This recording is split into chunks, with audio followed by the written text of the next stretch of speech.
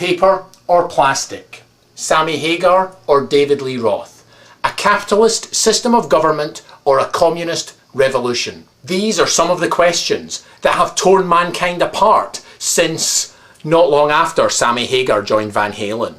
But none of these questions has caused quite as much strife, such conflict, such seemingly irreconcilable grief as the eternal question: boxers or briefs? You may not know this, but World War I actually started when Archduke Ferdinand returned to Austria from a trip to the French Riviera and insisted that from now on all Austrians should wear briefs. He had a vision of men in Speedos, the kind of vision that these days only very repressed Republican televangelists can even come close to imagining.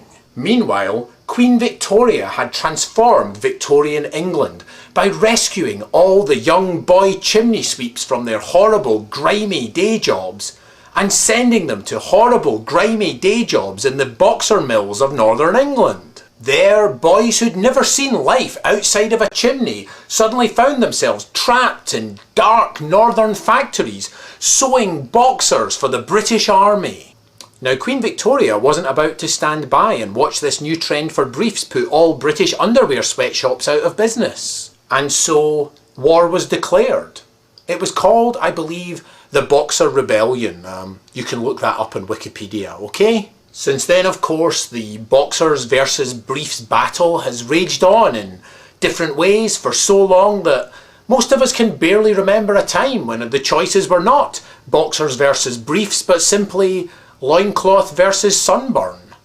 But my point really is this: let those who prefer briefs and with it brevity, and those who prefer boxers and with it a punch to the head, put their differences aside and ask the question, what would Jesus wear? That's right, what would Jesus wear? Because that really gets to the crux, if not the crotch of the article.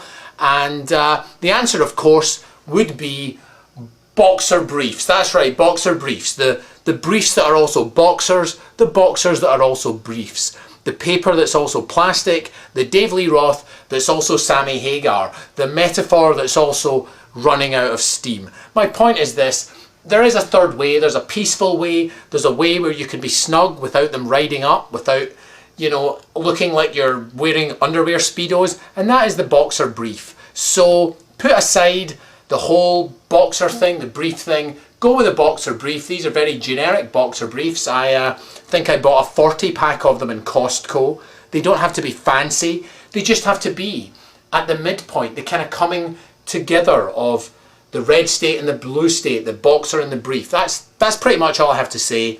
This was a video response to someone who wanted to see undies across YouTube. Well, I've shown you my undies, albeit fleetingly. I think the person who I responded to would probably now like to see your undies, so it's your call.